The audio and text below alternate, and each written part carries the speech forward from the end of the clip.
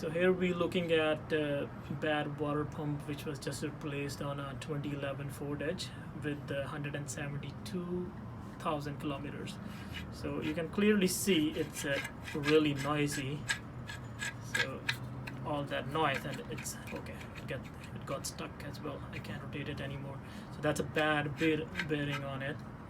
And see, so this play in the pulley, if you can see it. So this is the reason the timing chain skipped, and it started giving the camshaft error P0016 and 17.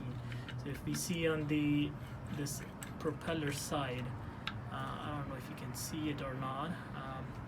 So this guy is just it's like shaking, like it's not stable anymore.